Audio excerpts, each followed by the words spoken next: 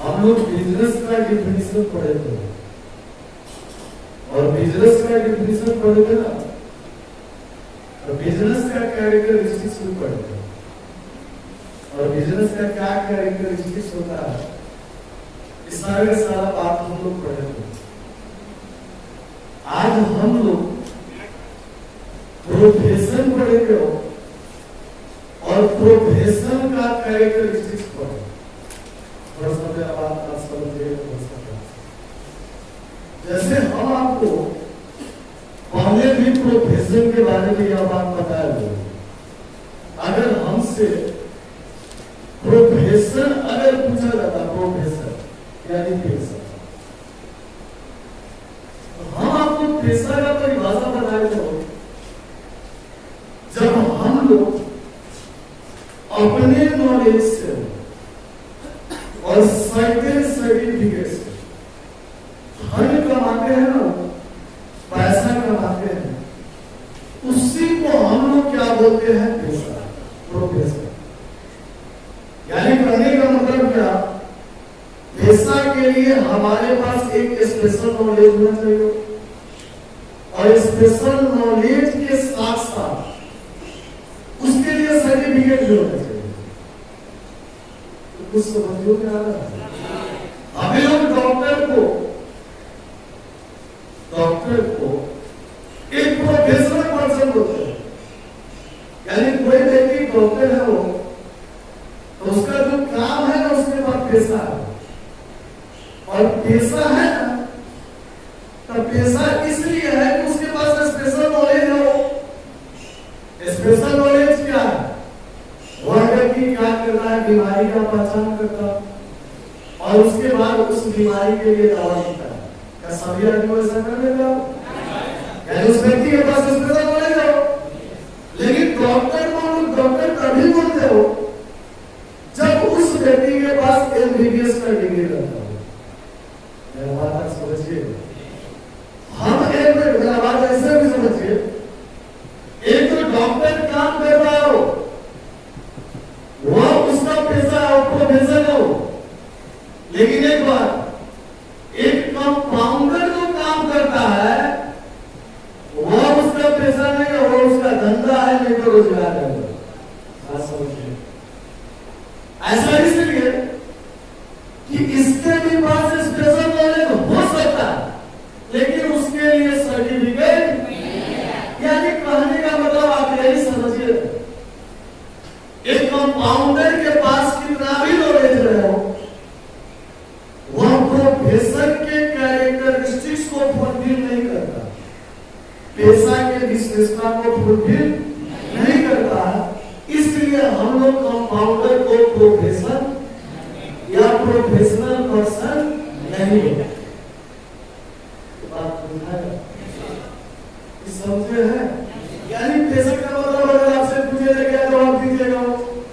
जब हम लोग अपने ज्ञान से, विशेष ज्ञान से और सर्टिफिकेट से पैसा कमाते हैं, तो उसी को हम लोग क्या बोलेंगे, क्लियर है? यानी जब हम विशेष ज्ञान से और सर्टिफिकेट से अगर हम पैसा कमाते हैं, तो वही हमारा क्या कहलाता है, अब थोड़ा सा मेरा बात समझिएगा। हम लोग यहाँ पे चर्चा करने वाले हैं characteristics of profession, characteristics of profession, या आप इसको बोल सकते हैं फीचर्स ऑफ प्रोफेशन। मेरा बात आप समझिएगा, यानी पेशा का विशेषता, पेशा की विशेषता, यानी पेशा है, पेशा का विशेषता है, यानी हम किस आधार पर हम इसको पेशा बोलते हैं। ये बात समझ में आ रही है? पहला जो विशेषता है, पहला जो विशेषता है, body of specialised, body of specialised, knowledge, knowledge and technique, and technique, technique। थोड़ा सा मेरा बात समझिए। अब यहाँ पे बड़ी और स्पेशलाइज्ड नॉलेज एंड टेक्निक्स का मतलब क्या? यानी कहने का मतलब क्या, पेशा के लिए एक स्पेशलाइज्ड नॉलेज होना चाहिए। स्पेशलाइज्ड नॉलेज का मतलब क्या, आपके पास एक विशेष ज्ञान होना चाहिए। और विशेष ज्ञान का मतलब क्या, आपका जो नॉलेज होना चाहिए दूसरे व्यक्ति से अलग नॉलेज होना चाहिए। अभी हम आपको डॉक्टर के बारे में बताएं। डॉक्टर के पास जो नॉलेज होता है वह नॉलेज हम लोग के पास होता है। एक इंजीनियर के पास जो नॉलेज होता है वह सामान्य जनता के पास वह नॉलेज होता है। तो जब सामान्य जनता के पास वह नॉलेज नहीं होता तो इसका मतलब उसका नॉलेज क्या हो गया, स्पेशल नॉलेज हो गया। क्लियर है? एक चार्टर्ड अकाउंटेंट के पास जो नॉलेज रहता है, एक चार्टर्ड अकाउंटेंट के पास जो सर्टिफिकेट रहता है वो सभी के पास रहता है। ये बात समझ रहे हैं? तो इसका मतलब क्या हो, पेशा का सबसे पहला जो विशेषता है वह विशेषता यही है कि उसके पास विशेष ज्ञान और टेक्निक रहता है जो अन्य लोगों से उसे अलग रहता है। अगर किसी व्यक्ति के पास विशेष ज्ञान नहीं है, स्पेशल नॉलेज नहीं है, उसके पास टेक्निक नहीं है, तो वह व्यक्ति प्रोफेशनल पर्सन नहीं कहा सकता। यानी उसका काम प्रोफेशन नहीं हो सकता, उसका काम क्या हो जाएगा, धंधा हो जाएगा। जैसे हम आपको एक कंपाउंडर के बारे में बताएं। जैसे मेरा बात आप समझिए, आपको अकाउंटिंग का काम आता है, अकाउंटिंग का काम आता है, आप अकाउंटिंग का काम कर लेते हैं, लेकिन आप एक सीए नहीं है। इसका मतलब क्या, आप एक प्रोफेशनल पर्सन नहीं है। कहीं आपके पास डिग्री नहीं है। ये बात बुझाया, इस समझ गए? अच्छा एक मिनट, थोड़ा सा हम पूछ लेते हैं। अच्छा, body of specialised knowledge and technique का मतलब क्या होता है?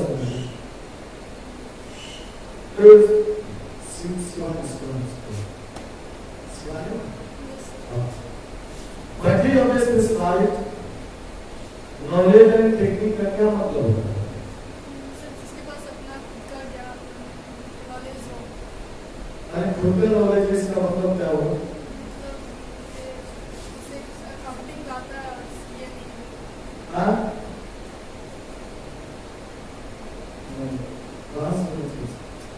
अच्छा सर से बोलो।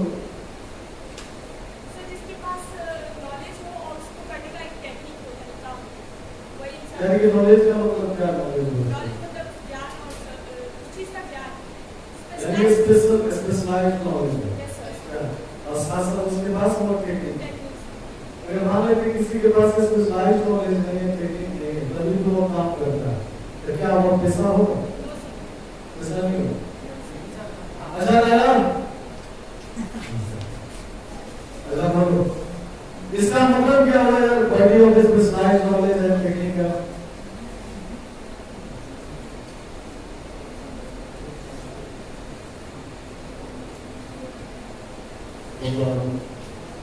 ये सुनता है। अच्छा बोलिए आप, यानी कि body of specialised knowledge and technique का मतलब क्या हुआ?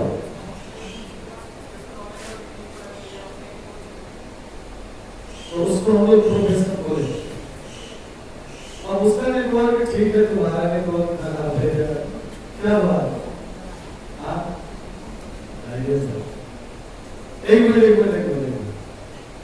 हमारे समझ से ना, अच्छा बोलो।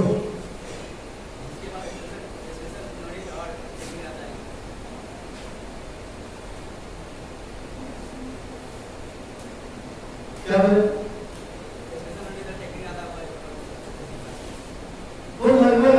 समझिए कि जिसके पास स्पेशल नॉलेज रहता है, टेक्निक रहता है, वो काम करता है, तो वह काम क्या करता है, उसका पेशा करता है, प्रोफेशन करता है। इस समझ में आइए, तो क्लियर है? हाँ, पढ़ाए एक मिनट देखो।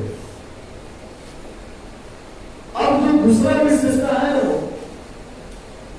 थोड़ा सा दूसरा अंदर है, थोड़ा सा एक वो दूसरा अगर कैरेक्टरिस्टिक्स अगर देखे हो तो दूसरा कैरेक्टरिस्टिक्स है वो फॉर्मलाइज्ड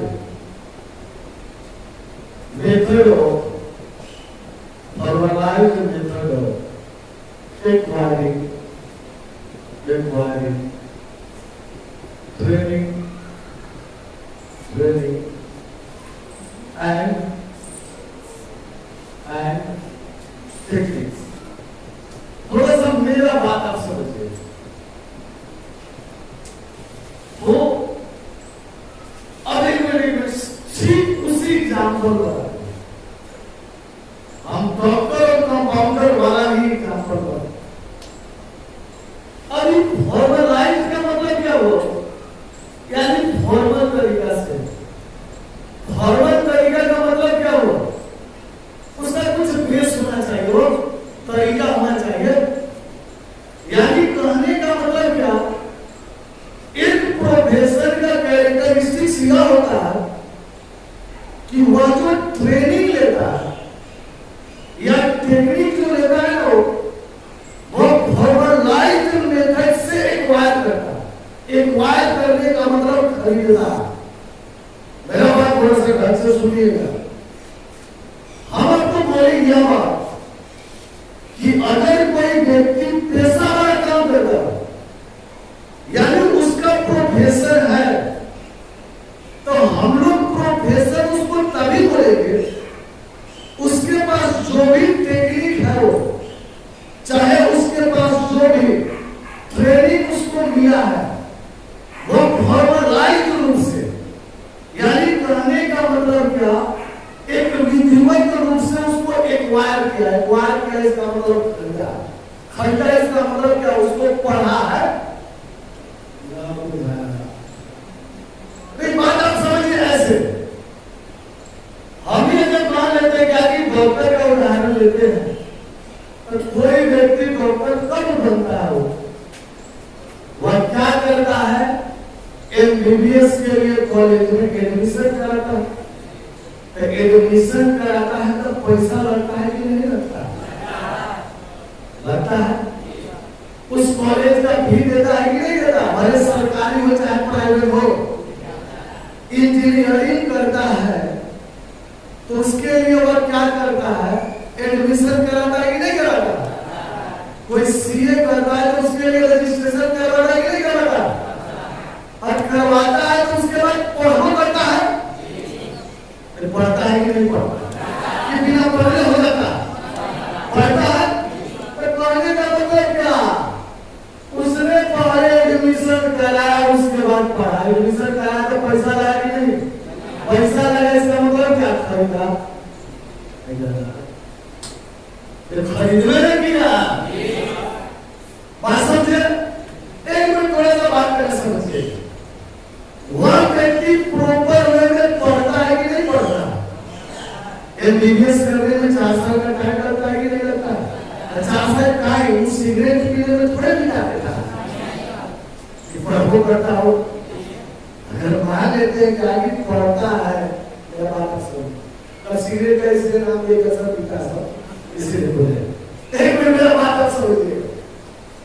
अभी 4 साल पढ़ेगा और पढ़ने के समय में उसको ट्रेनिंग भी होता है, उसको विभिन्न तरह का टेक्निक भी उसको दिया जाता है। चिप हाथ लगाने का कैसे चिप हाथ किया जाता है, ये सब देता है कि नहीं? सिखाता है कि नहीं सिखाता है? अब सिखाता है तो प्रॉपर वे में 4 साल पढ़ा, तो अपने जाके बाद एमबीबीएस बनाओ, यानी डॉक्टर साहब हो गया। आप बात समझिए। फिर उसके बाद 2 साल पढ़ता है तो उसके बाद एमडी होता है। एक कंपाउंडर उनके पढ़ता होता था, बताइए तो 10 साल पढ़ता है।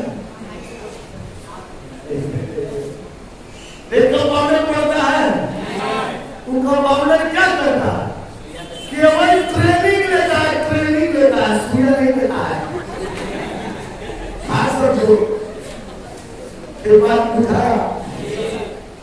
हम तो आपको बोले मेरा बात आप समझिए। जब हम लोग एक कंपाउंडर का बात करते हो तो क्या वो फॉर्मलाइज्ड मेथड से अपना ट्रेनिंग एक्वायर करता है क्या वो? इसलिए जो कंपाउंडर जब काम करता है, जब अपना क्लिनिक खोल देता है कि उसे सर्टिफिकेट खरीद के जाता है, मैं समझे बात, तो उसको हम लोग पैसा नहीं बोले, अब उसको क्या बोलेंगे? कहे कि उसने क्या किया है कि वो फॉर्मलाइज्ड तरीका से वह अपना ट्रेनिंग नहीं लिया है और टेक्निक नहीं लिया। जबकि वही डॉक्टर क्या करता है? फॉर्मलाइज्ड तरीका से क्या करता है? ट्रेनिंग भी लेता है, टेक्निक भी लेता है, यानी उसको खरीदता है। खरीदता का मतलब क्या है? उसको वह पढ़ता है। ये आप इस पॉइंट को समझा सकते हैं? बस आप समझे। अच्छा, formalised method of acquiring training and techniques का मतलब क्या होगा?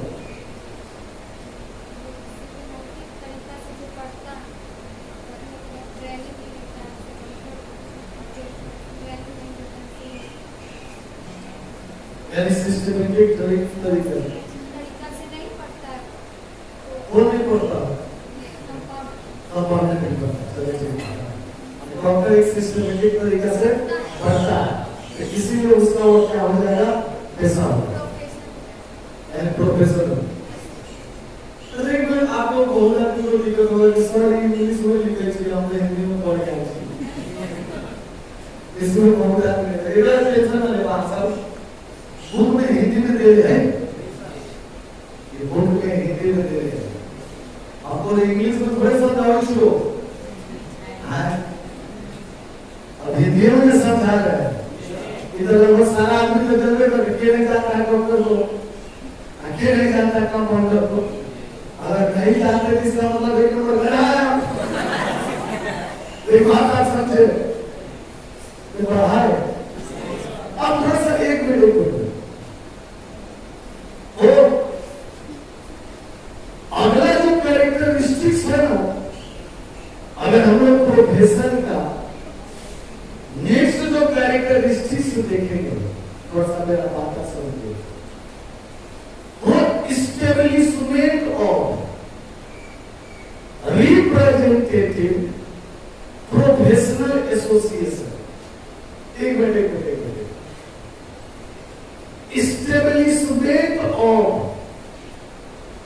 representative professional association, establishment of representative professional association। एक मिनट, हम आपको बोले, अगर हम तीसरा कैरेक्टरिस्टिक्स अगर देखें तो पेशेवर संस्थान का आवाज है हिंदी में, लगातार इंग्लिश में, और कहा लगता है कि हिंदी में नहीं लिखते। पेशेवर संस्थान का स्थापना, एक मिनट वो हम आपको बोले इस्टेब्लिशमेंट ऑफ प्रोफेशनल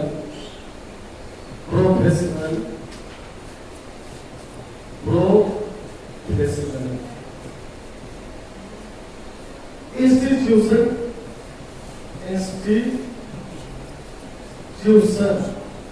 थोड़ा सा मेरा बात समझिए,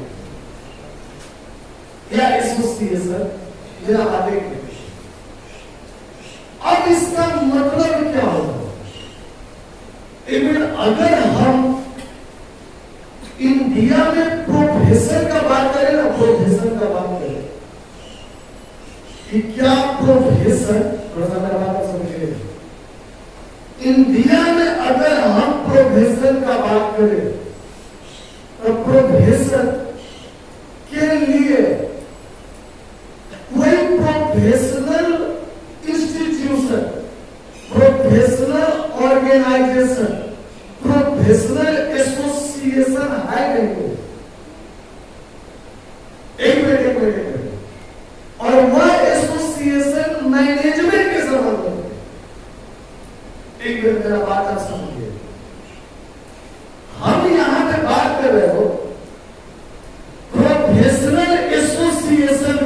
प्रोफेशनल एसोसिएशन का, प्रोफेशनल एसोसिएशन। हम आपको बोले क्या, अगर हम प्रॉपर वे में देखें, प्रॉपर वे में, तो हम लोगों के पास मैनेजमेंट के लिए एक प्रोफेशनल एसोसिएशन नहीं है, प्रोफेशनल एसोसिएशन नहीं है। अब कहिएगा कि सर आप यहाँ पे मैनेजमेंट कहाँ से घुसा दिए सर, बात हो रहा है यहाँ पे पैसा, आप मैनेजमेंट काहे लगा के, वो जहाँ बिजनेस का बात होगा वहां पे मैनेजमेंट का बात होगा। क्लियर है? एक पैसा के लिए प्रोफेशनल एसोसिएशन का गठन किया जाता है। ऐसा इसलिए गठन किया जाता है ताकि वह एसोसिएशन अपने मेंबर को कंट्रोल कर सके। जब हम लोग एक डॉक्टर का ही उदाहरण लेके चलते हैं, मेरा बात समझिएगा, अगर हम लोग एक डॉक्टर का ही उदाहरण लेके चलते हैं तो हमारे पास मेडिकल काउंसिल है, यानी इंडिया में मेडिकल काउंसिल है, और मेडिकल काउंसिल है ना, तो यह मेडिकल काउंसिल क्या करता है, सभी डॉक्टर को वह कंट्रोल करके रखता है। मान लेते हैं क्या कि कुछ डॉक्टर पूरा ईमान खोर हो जाए तो बहुत बड़ा एक किडनी निकाल के दे सकेगा, ऐसा नहीं हो सकता। और पहले हम डॉक्टर हमको मन करेगा सेवा करेंगे, नहीं करेगा वो, तो उसको कंट्रोल करने के लिए कोनो एसोसिएशन होना चाहिए। तो हमारे पास एक बात है, समझिएगा, हमारे पास मेडिकल काउंसिल हो, अगर कोई भी डॉक्टर गलत गतिविधि करता पाया जाएगा तो यह मेडिकल काउंसिल उसके सर्टिफिकेट को क्या करेगा, रद्द करेगा। अगर एक चार्टर्ड अकाउंटेंट कोई भी गलत एक्टिविटी में पकड़ा जाएगा और प्रूव हो जाएगा तो उसका सर्टिफिकेट क्या किया जाएगा, जब्त कर दिया। सर्टिफिकेट जब्त क्या किया जाएगा, उसको मेंबर से हटाना, और जहां मेंबर से हटे तहां आपके सर्टिफिकेट का कोई यूज नहीं।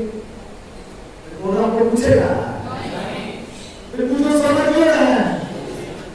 हम लोग वकील का बात करते हैं, वकील का बात करते हैं, वकील का हम लोग बात करते हैं, वकील का, तो वकील का अगर हम लोग बात करें ना, वकील का बात करें, वकील का अगर बात हम लोग करें,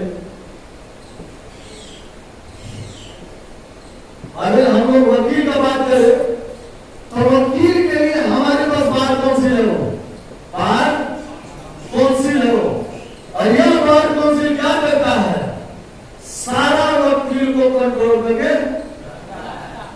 ठीक से काम कर, ठीक से काम करेंगे, क्या करे, मेंबरशिप रद्द कर देंगे, तुम जाएगा केंद्र वकालत करके,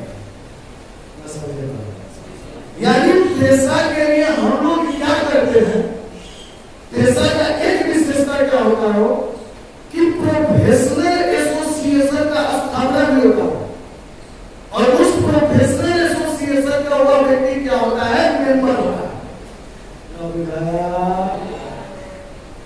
क्लियर है? यानी सबसे पहला नंबर अगर हम लोग बात करें, हम लोग बात हम लोग करते हैं, समझिए, अगर हम लोग पैसा का अगर बात करें, पैसा का बात करें, तो पैसा में हम लोग सबसे पहला जो विशेषता क्या देखो, स्पेशलाइज्ड नॉलेज, यानी विशिष्ट ज्ञान और तकनीक हमारे पास होना चाहिए, तभी जाके पैसा होगा। दूसरा विशेषता हम लोग क्या जाने हो, formalised method of acquiring training and, यानी प्रशिक्षण और तकनीक जो होना चाहिए वह सिस्टमैटिक ढंग से क्रय किया होना चाहिए, सिस्टमैटिक ढंग से ग्रहित किया होना चाहिए। और तीसरा नंबर हम लोग क्या पढ़े हो, एस्टेब्लिशमेंट ऑफ प्रोफेशनल एसोसिएशन या इंस्टीट्यूशन। क्लियर है? यानी पेशा के लिए क्या होता है? वो एक प्रोफेशनल एसोसिएशन होता है और वही प्रोफेशनल एसोसिएशन उसको क्या करता है? कंट्रोल करता है। ये बात समझ रहे हैं? अब थोड़ा सा मेरा बात आप समझिए, मेरा बात आप समझिए। तो जब इलेक्शन का टाइम आता है तो अक्सर ही बात सुन होइएगा, आचार संहिता लागू हो गया। ये बात सुनते हैं? आचार संहिता लागू हो गया। रुको यार, बताते हैं सारा बात है, सारा एक मिनट मेरा बात का सुनिए। जो आचार संहिता हम कह रहे हो, इस आचार संहिता को हम लोग बोलते हैं code of conduct. Code of conduct और कोड ऑफ कंडक्ट का जो मतलब होता है समान बोलचाल की भाषा, इसको हम लोग बोलते हैं रिस्पॉन्सिबिलिटी। रिस्पॉन्सिबिलिटी लीजिए, मेरा बात आप समझिएगा। इसको हिंदी में बोलते हैं उत्तरदायित्व। मेरा बात आप समझिए। यानी कहने का मतलब क्या? जब आपके ऊपर एक रिस्पॉन्सिबिलिटी डाल दिया जाता है कि भाई आपको ऐसे ऐसे काम करना है, उसी को हम लोग आचार संहिता बोलते हैं। जैसे इलेक्शन के टाइम में जब होता है, आचार संहिता में नेता सब पर प्रतिबंध लगा दिया जाता है कि आपको इतना से इतना खर्चा नहीं करना है, फ्री नहीं करना है, ऐसे ध्यान नहीं दे रहा, वैसे नहीं बोल रहा, सारे का सारा बात बोल दिया जाता है कि बोल दिया जाता है। तो कहने का मतलब क्या? आपको एक रिस्पॉन्सिबिलिटी दे दिया जाता है, उत्तरदायित्व दे दिया जाता है कि भाई एक सीमा में रह के काम कीजिएगा। अभी डॉक्टर है तो क्या किसी का नहीं निकाल दीजिएगा? ये बात बुझाया? यानी आपका यह रिस्पॉन्सिबिलिटी बन जाएगा कि अगला व्यक्ति आपसे इलाज कराने आया है, तब हर आदमी ने कहा उसका शरीर का इलाज कीजिए। अगर आपसे नहीं संभाल रहा है तो उसको रेफर कर दीजिए। कुछ समझ में है कि आप अपना पैसा बनाने के लिए उसको रोक के रखिए, बिना करे मुझे देना। फिर बात बुझा। इसी को हम लोग क्या बोलते हैं? Code of. ये बात समझ में आया है? यानी कहने का मतलब क्या कि पहला नंबर क्या है? सिस्टमेटिक बॉडी ऑफ नॉलेज है एंड टेक्निक है। दूसरा नंबर हमारा क्या है? Verbalised method of acquiring training and techniques. और चौथा तीसरा नंबर हमारा क्या है? एस्टेब्लिशमेंट ऑफ प्रोफेशनल एसोसिएशन या प्रोफेशनल इंस्टीट्यूशन। और चौथा नंबर हमारा क्या है? Code of conduct. बात बुझाया? एक मिनट थोड़ा सा मेरा बात आप समझिए। तो अगला जो विशेषता है priority of service over economic activity या इकोनॉमिक सर्कमस्टांसेस। मेरा बात आप समझिए। अगर अगला जो कैरेक्टरिस्टिक्स अगर पेशा का अगर हम लोग देखें प्रोफेशन का, तो पांचवा जो कैरेक्टरिस्टिक्स का हम लोग बात करें हो, तो पांचवा कैरेक्टरिस्टिक्स है वो प्रायोरिटी ऑफ सर्विस। सर्विसेज यानी कहने का मतलब क्या? सेवाएं की प्राथमिकता। तो समझ रहे हो? यानी कोई भी व्यक्ति पेशा करता है वो, तो उसका जो प्राथमिकता होना चाहिए वह सर्विस होना चाहिए, पैसा बाद में होना चाहिए। मेरा बात आप समझिएगा। अगर आप एक चार्टर्ड अकाउंटेंट है हो, आप एक प्रोफेशनल पर्सन है, तो आपका यह रिस्पॉन्सिबिलिटी बनता है, यह उत्तरदायित्व बनता है कि पहले अगला व्यक्ति का काम कर दीजिए, उसके बाद पैसा दीजिए। अगर आप एक वकील है तो आपका यह रिस्पॉन्सिबिलिटी बनता है, यानी आपका यह प्राथमिकता होना चाहिए कि पहले बाद में पैसा लीजिए, लेकिन ऐसा कोई पैसा है बढ़ता नहीं है, लेकिन कैरेक्टरिस्टिक्स है। डॉक्टर के पास जाइएगा इलाज कराने के लिए, पहले ही कंपाउंडर जाएगा 700 रुपया पहले छीप लीजिए, 700 में तो 500 या तो कहीं पे 300 फिर 300, तब जाके आपका नंबर आएगा, तब जाके घुसिएगा। तो यहाँ पे एक प्रोफेसर का एक विशेषण क्या होना चाहिए, यानी कहने का मतलब क्या कि आपका काम बनता है कि आप निस्वार्थ भाव से सेवा कीजिए। पैसा बाद में पैसा लगता है, लेकिन भले अगर थ्योरेटिकली या प्रैक्टिकली ना हो तो अलग बात है। तो ये बात बुझा रहा है, अभी डॉक्टर है, आपके यहाँ पे आदमी इलाज कराने आता है तो बड़ा विश्वास से आता है कि बीमारी हो ठीक हो जाए, और आप उसको चूसिए लीजिएगा। तो ये बात समझ रहा है सर, इसके लिए प्रोफेशनल इंस्टीट्यूट में हम कर सकते हैं। आप कंप्लेन कर लीजिएगा, लेकिन कंप्लेन तो कीजिएगा, कोई दिक्कत नहीं, कंप्लेन कीजिएगा, लेकिन सब बड़ा तो मुझे में आदमी रहता है, तो आपका बात सुनिएगा।